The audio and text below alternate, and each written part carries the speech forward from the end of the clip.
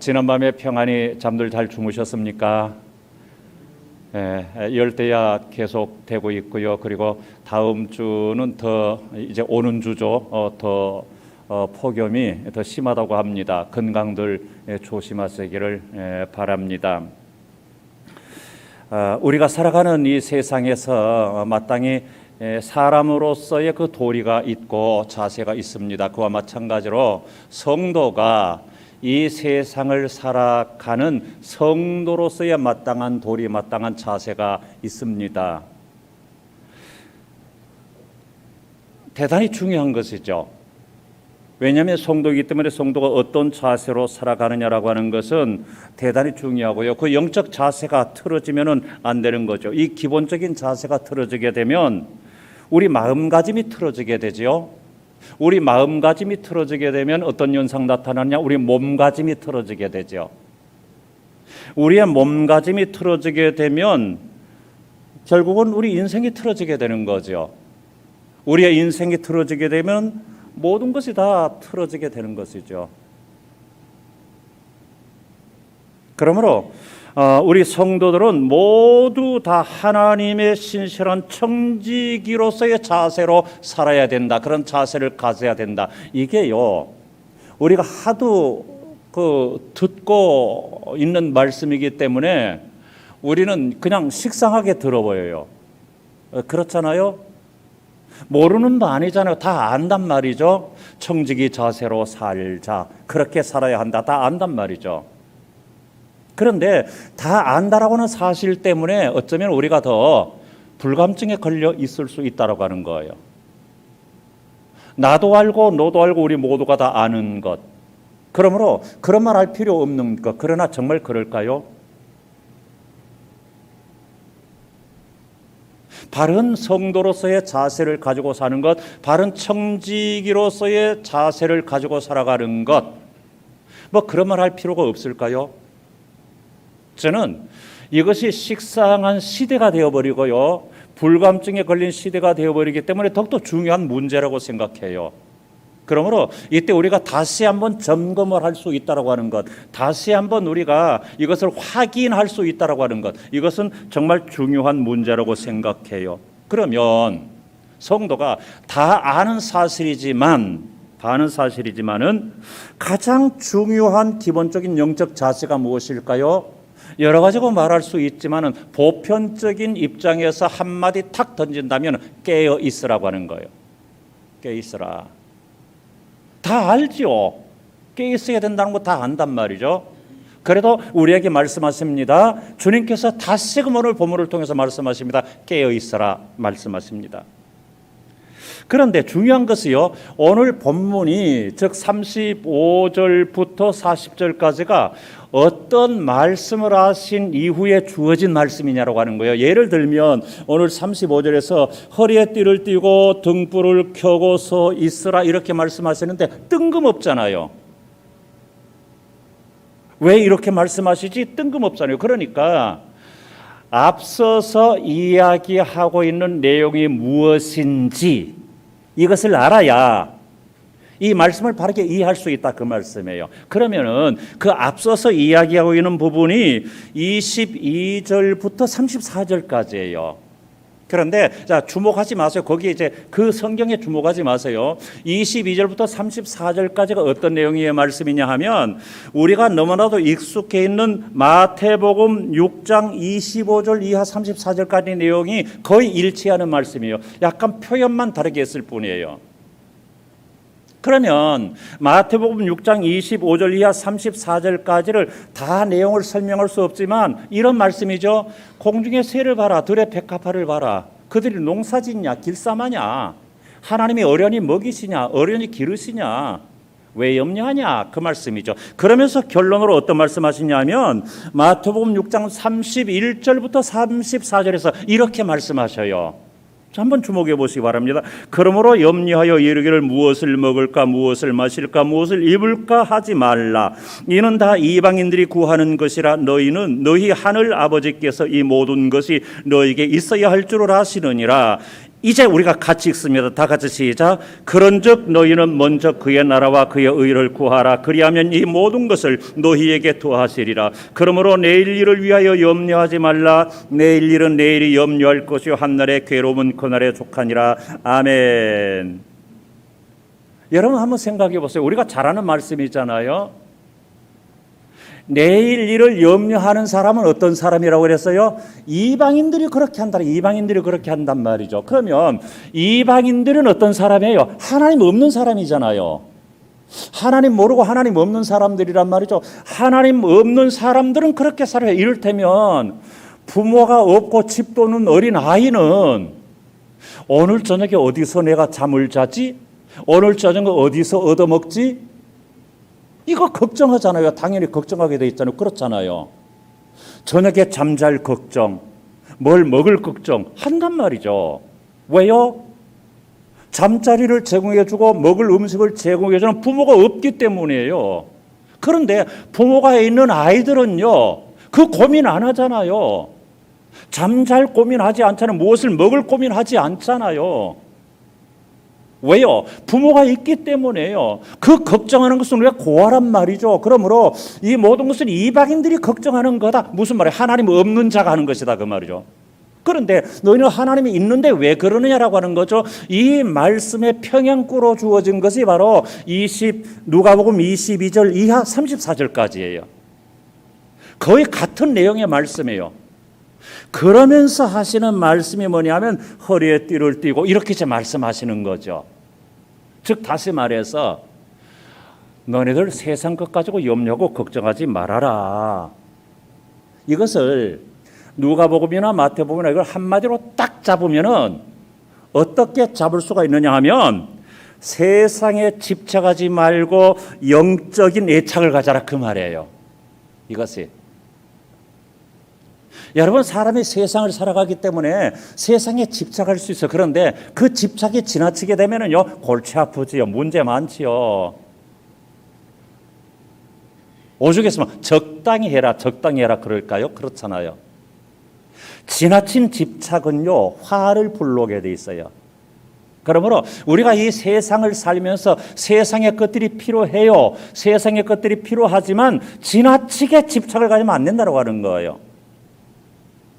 그 대신 우리는 눈길을 하나님께로 돌려서 영적 애착을 가질 수 있어야 한다라고 말씀하고 있는 거예요. 그러면서 이 영적 세상에 집착하지 않고 영적 애착을 가진 사람은 어떤 삶, 어떤 자세로 살아야 되느냐? 그게 오늘 본문의 말씀이에요. 35절 이하 40절까지의 말씀이란 말이죠. 자, 그러면 어떻게 살아야 될 거냐 하는 거죠.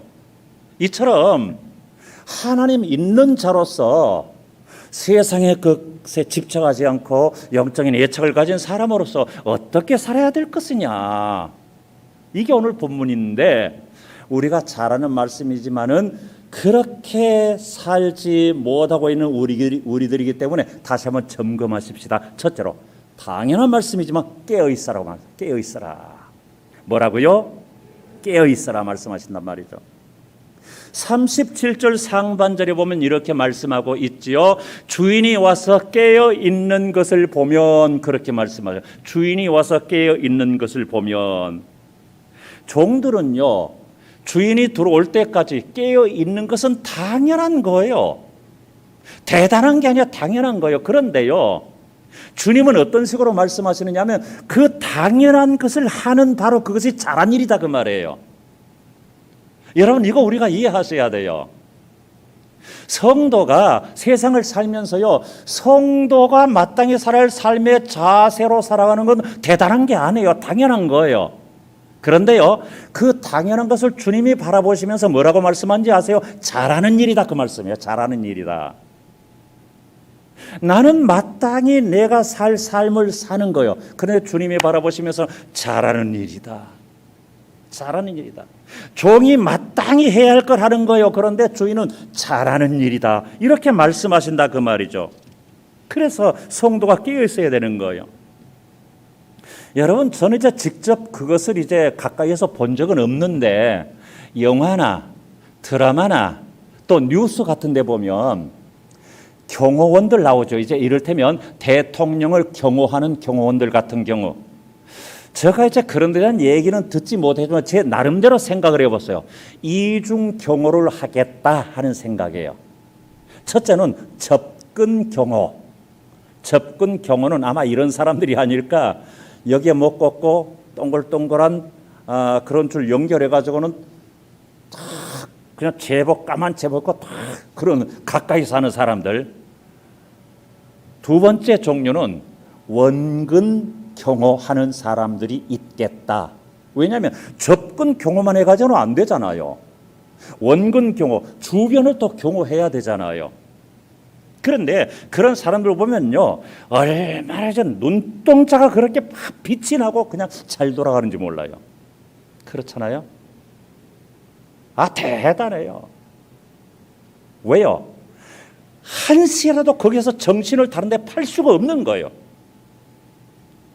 어디에서 만약에 돌발적인 사태가 발생할지 모르는 거예요. 어디에서 공격하는 일이 발생할지 모르는 거예요.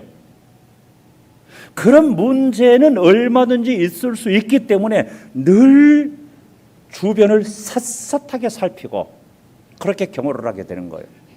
즉 이를테면 성도가 그와 같다라고 하는 거예요. 마귀가 어느 순간에 어떤 방법으로 공격해 올지 아무도 모르는 거예요. 그러므로 늘 깨어서 살필 수 있어야 된다라고 하는 것입니다. 그래야 마귀가 우리를 넘어뜨리지 못한다라고 하는 것입니다.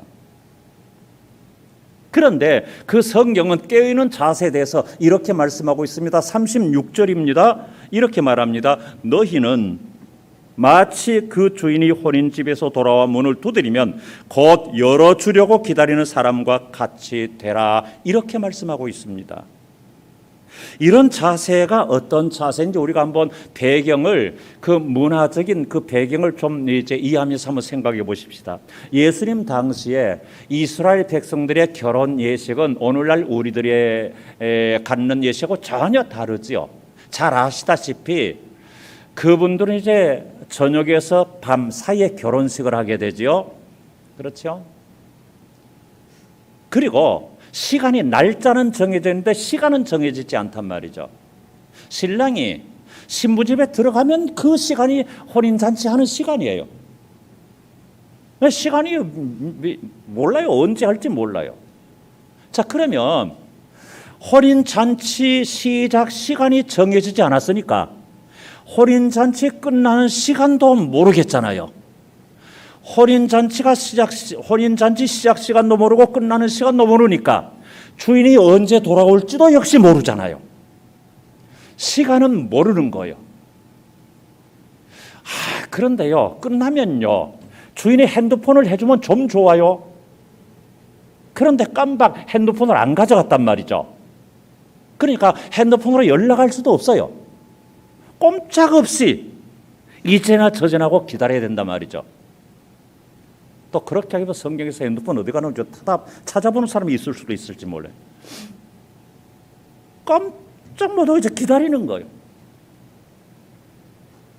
9시에 올지, 밤 12시에 올지, 새벽 3시에 올지 전혀 모르는 거예요. 2경에 올지 3경에 올지 전혀 모르는 거예요. 알 수가 없단 말이죠. 그러니까 그때까지 깨어서 준비하고 기다려야 된다라고 하는 거예요. 이것을 이야기하고 있는 거예요. 성도님들, 우리가 살아가는 이 시대가요, 마치 이스라엘 혼인잔치하는 그 밤의 시간처럼 어두운 밤과 같은 시대잖아요. 모든 면에서 그런 것 같아요. 정치적으로도 그렇고요, 경제적으로도 그렇고요, 사회적으로도 그렇고요, 문화적으로도 그렇고요, 그런 것 같아요. 외교적으로도 그렇잖아요. 영적으로도 그렇지요. 거기다가 설상가상 코로나 사태도 역시 그렇잖아요. 왜 이렇게 갑작스럽게 확진자들이 많이 발생해요? 물론 이제 델타 바이러스도 있지만은 저는 개인적으로 그렇게 생각해요. 느슨해졌다. 여기에 대한 긴장감이 느슨해졌다. 그렇게 생각해요. 여러분 보세요. 1년 전, 작년 6월, 7월 이때 정도에 한 사람만 확진자가 춘천에 나왔어도 야, 이게 뭐 한 달 만에 또 나왔네. 한 달 만에 한 사람이 또 생겼네 하면 그냥 긴장하고 난리 법석 쳤잖아요. 맞잖아요. 단지 한 사람뿐인데. 그런데요, 근래에 춘천에 확진자가 10명 넘고 7명, 8명 계속 나오다가 두 사람 그래, 와, 다행이다. 이렇게 생각되던데요. 그래서 지금은 7, 8명 되고요, 10명 나오도 야, 왜 이리 많이 나오지? 이 정도밖에 안 된단 말이에요. 긴장감이 떨어지는 거예요. 문제는 긴장감이 떨어지는 데서 문제가 발생해요. 느슨해지는 거예요. 이것이 우리를 어렵게 만든다라고 하는 거죠. 우리가 영적으로도 동일하다 그 말이죠. 그러므로 바로 우리의 신앙의 문제와 코로나 사태의 문제가 흡사하지 않을까요? 그래서 우리는 그런 긴장감을 가지고 늘 깨어 있어야 된다라고 하는 거죠. 왜요? 주인이 언제 올 줄 모르니까. 그래서 우리는 깨어 있어야 되고, 그 다음에 두 번째, 그러면 깨어 있는다라고 하는 이 의미는 뭘까? 깨어 있는다라고 하는 말은 무슨 말일까라고 하는 것입니다. 두 가지로 우리는 설명할 수가 있습니다. 첫째로는 깨어 있는다라고 하는 첫 번째 의미는 성도가 바른 영적 자세를 갖는 것이다 하는 거예요. 성도가 바른 영적 자세를 갖는 것, 그것이 깨어 있는 것이다 그 말이에요. 여기에는요, 세 가지 영적 자세가 필요해요. 첫째로는요, 하나님과의 관계 속에서 영적 자세인데, 이때는요, 긴장감을 가지고 경건한 자세를 가지고 겸손한 자세를 가지고 경배하는 자세로 깨어 있어야 되는 거예요. 하나님과 관계 소중히 여기는 거예요. 그 다음에 두 번째는 세상 사람들과의 관계예요. 세상 사람들과의 관계에서 깨어 있는다는 건 소금과 빛의 자세로 깨어 있는 거예요. 성도는요, 세상에서 이런 자세로 깨어 있지 않으면요, 세상 사람들에게 복음을 전할 수가 없어요. 그래서 이런 자세로 깨어 있어야 된다.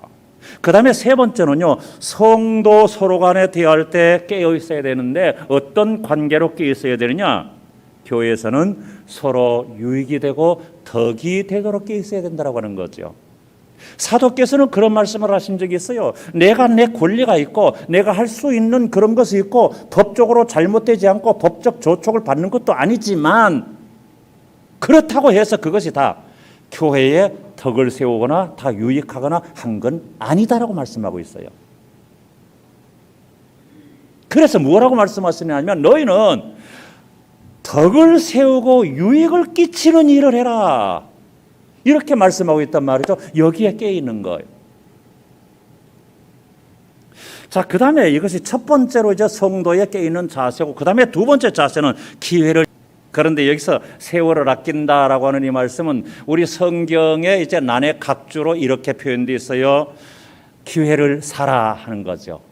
기회를 산다라고 하는 것은 뭐가 필요해요? 대가가 필요하잖아요. 여러분 기억하세요. 기회를 내 것으로 만드는 데는요, 대가가 필요해요.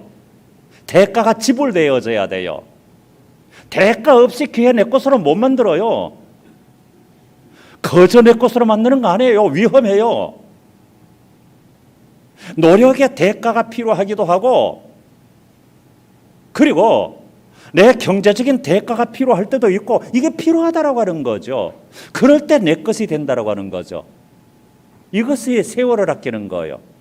그 다음에 두 번째 의미는 시간을 건져 올린다라고 하는 의미가 있다고 그랬죠. 시간은요, 내 손 안에 쥐고 내 것으로 만드는 것만이 내 거예요. 그러니까 건져 올린 시간만이 내 것이라고 말이죠. 이게 세월을 아끼는 거예요. 그래서 기회를 잡는 거죠. 그리스에 저는 이제 동유럽에는 가보지 못했습니다. 그래서 그리스를 가보지 못했기 때문에 물론 이제 이 동상도 보지 못했는데요. 그리스에 이런 동상이 있다고 그래요. 기회라고 하는 그런 자막에 붙은 동상이 있다 그래요. 그렇게 그런 명칭으로 세워진 동상이 있다고 그러는데 그 모양이 이렇게 생겼대요. 발에 날개가 달렸대요. 그 동상에 발에 날개가 달렸대요. 그리고 머리는 얼굴은 앞에는 머리가 많고 뒤에는 머리가 없대요. 그거 보면서 왜 저하고 반대가 됐을까 그렇게 생각해요. 저는 앞에는 머리가 별로 없고 뒤에는 머리가 좀 그래도 좀 있어요. 뒤에 보면 그렇잖아요. 좀 있잖아요. 그래도 여러분 머리에 벗었다고 무시하면 안 돼요. 뒤에는 많다고요. 네. 저하고 반대요. 그 동상은 저하고 반대요. 앞에는 머리숱이 많은데 뒤에는 없어요. 자, 이렇게 만들어진 동상이 어떤 의미일까요? 기회라고 하는 것은 사람이 걸어가고 달려가는 것보다도 생각보다 빨리 지나가 버린다. 빨리 날아가 버린다. 그래서 발에 날개가 달린 거예요. 그리고 앞에는 머리숱이 많은데 뒤에는 없다고 하는 것은 기회가 오기 전에는 붙잡기가 쉽지만 지나가고 나면 붙잡을 수가 없다 하는 그런 의미를 가지고 있어요. 옛날 고대 사람들이 어떻게 이런 생각들을 할 수 있었을까요? 대단하잖아요. 그러면 옛날 고대 사람들도 기회라고는 중요한 것을 생각했다라고 하는 거죠. 이 기회를 잡는 거예요. 그런 의미란 말이죠. 자, 그러면은 세 번째로 왜 깨어 있어야 되느냐? 이런 기회가 깨어 있는다는 게 이런 의미라면 그럼 왜 깨어 있어야 되느냐? 세 가지예요. 첫째로는 재림을 준비하기 위해서 깨어 있어야 되는 거예요. 주님은 여기에 관한 것으로서 마태복음 25장에서 열처녀 비유로 우리에게 가르치고 있습니다. 두 번째는 시험에 들지 않기 위해서 깨어 있어야 돼요. 깨어 있지 않으면 시험에 들기 쉽다 그 말이죠. 겟세마네 동산에서 주님은 제자들에게 말씀하셨습니다. 깨어 있지 못하고 잠만 자고 조는 분들, 여러분 이 시간도 정말 잠자기 좋잖아요. 졸리기 좋잖아요. 후덥지근하겠다, 에어컨으로 서늘하게 오겠다, 꼬박꼬박 졸기 좋잖아요. 그렇죠? 주무셔야 괜찮아요. 저는 나무라지 않아요. 저는 뭐라고 그러지 않을 거니까 졸고 주무셔요. 그런데 주님께서 뭐라고 그러셨단 말이에요. 저는 뭐라고 안 그래요. 주님이 뭐라고 그러셨단 말이죠. 왜 잠만 자냐? 시험에 들지 않도록 깨어 있어라. 그렇게 말씀하셨단 말이죠. 시험에 들지 않게 깨어 있어라. 깨어 있지 않으면은 어떻다고요? 시험에 든다 그 말이에요. 그 다음에 세 번째는 빛과 소금으로 살기 위해서 깨어 있어야 돼요. 깨어 있지 않으면요, 빛과 소금으로 살 수 있어요. 왜 그런지 아세요? 이건 쉬운 문제가 아니거든요. 빛으로 산다는 것, 소금으로 산다는 건요, 희생을 이야기하는 거잖아요. 근데 그게 쉽겠냐고요. 그러니까 깨어있지 않으면 쉽지 않단 말이에요. 그래서 깨어있어야 된다. 깨어있어서 빛과 소금으로 살아라. 그래야 주님이 전파된다. 이 말씀하고 있는 거예요. 그래서 우리가 왜 깨어있어야 되느냐? 이 때문에 깨어있어야 되는 거죠. 그러면 어떻게 깨어있어야 되느냐라고 하는 거죠. 어떤 자세, 어떻게 깨어있어야 되느냐? 35절 보니까 이렇게 말씀하고 있습니다. 허리에 띠를 띠고 등불을 켜고 서 있으라. 허리에 띠를 띠고 등불을 켜고 서 있으라. 세 가지 말씀하시죠. 허리에 띠를 띠고, 두 번째 등불을 켜고, 세 번째 서 있어라 말씀한단 말이죠. 준비된 자세요. 먼저 허리에 띠를 띠고 말씀하고 있어요. 허리에 띠를 띈다는 것은 세 가지 의미가 있어요. 섬김 자세, 여행자의 자세, 맞이할 자세예요. 지금 주인이 언제 올지 몰라요. 그러니까 맞이할 자세로 서서 허리에 띠를 띠고 있어야 돼요. 옛날 이스라엘에서는 통옷이었잖아요. 넓지간 통옷이었잖아요. 그걸로 외출도 하고 집안일도 하고 잠잘 때는 덮고 자기도 하고 그렇게 사용했던 통옷이란 말이죠. 그러니까 뭔가 좀 하려면 띠를 띠야 돼요. 그것을 묶어야 돼요. 그러니까 이런 자세란 말이죠. 성도는 늘 섬김의 자세를 갖추고 살아야 해요. 뿐만 아니라 성도는 늘 여행자의 자세를 갖추고 살아야 해요. 이를테면 메멘토 모리의 정신을 가지고 살아야 해요. 즉 당신도 언젠가는 곧 죽을 수밖에 없다 하는 자세예요.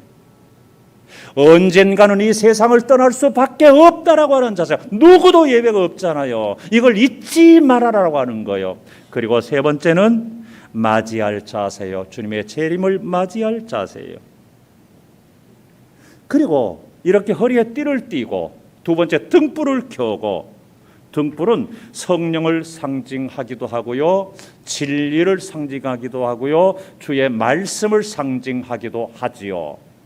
시편 119편 105절 보니까 이렇게 말씀하고 있습니다. 주의 말씀은 내 발의 등이요 내 길의 빛입니다. 이렇게 말씀하고 있습니다.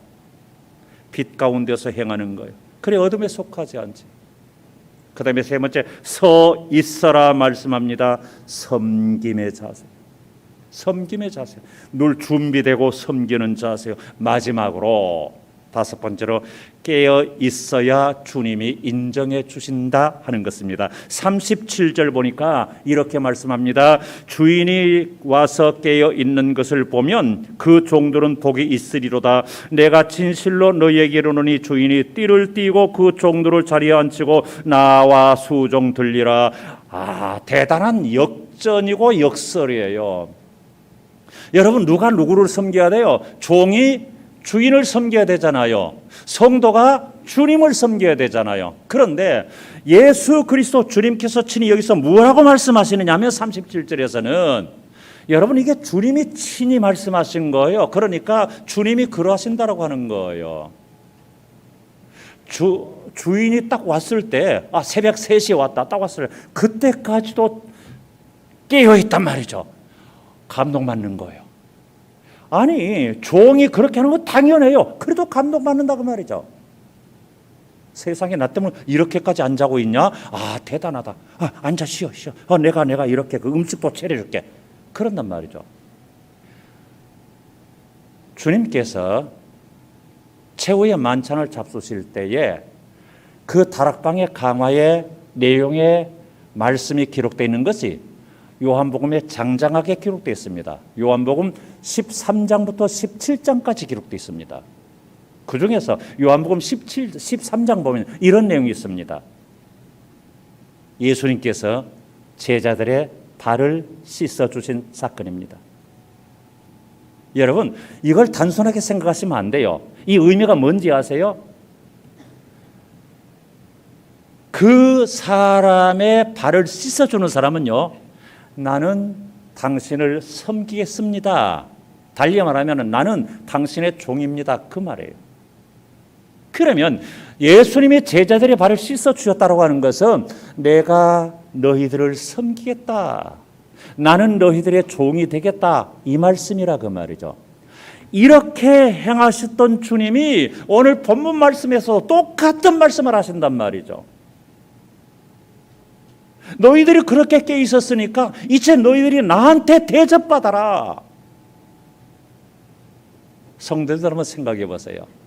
마지막 때 우리가 깨어 있다면 우리는 주님으로부터 대접받는 자들이 되는 거예요. 주님으로부터 섬김받는 자들이 되는 거예요. 얼마나 대단하나요? 얼마나 놀랍나요? 주님께서 친히 그렇게 하신다 그 말씀이에요. 그러니까 이 비유의 말씀은 주님의 마음을 이야기하는 거 아니에요? 주님께서 친히 그렇게 하시겠다 그 말이죠. 즉 이를테면 자녀가 정말 부모를 위해서 이렇게 저렇게 마음과 정성을 다하면 부모는 자식을 위해서 섬기고 싶단 말이죠. 다 주고 싶단 말이에요. 그와 같은 마음 아닌가요? 저런 제자들의 모습 보니까, 저런 종들의 모습 보니까 내가 이렇게 하고 싶다. 이게 주님의 마음이란 말이죠. 그러므로 여러분 기억하십시오. 낮으로 사는 것하고 밤을 낮처럼 사는 것은 다릅니다. 낮으로 사는 것은 당연한 것입니다. 그러나 밤을 낮처럼 사는 것은 준비되고 깨어 있는 자의 자세입니다. 주님께서는 낮을 낮처럼 사는 자는 당연하게 여기시지만은 밤을 낮처럼 여기면서 살아가는 자들을 이렇게 대접해 주신다 그 말이죠. 여러분, 사람에게 섬김 받으려 가지 마십시오. 주님의 섬김을 받으시기 바랍니다. 깨어있는 자를 주님이 섬겨주신다고 말씀하고 있습니다. 이것이 세상에 집착하지 않고 영적인 애착을 가진 자의 삶의 결과의 모습입니다. 춘천 성산교회 성도님들 이렇게 살으시기를 축원합니다. 기도하겠습니다. 하나님 감사합니다. 우리가 이 세상을 살기 때문에 세상에 집착하며 살게 됩니다. 그러나 지나친 집착은 화근을 불러오는 것인즉 눈길을 다시 돌려 영적 애착을 갖게 하여 주시옵소서. 오늘 주님의 말씀을 유념하게 하여 주시옵소서. 예수님 이름으로 기도합니다. 아멘.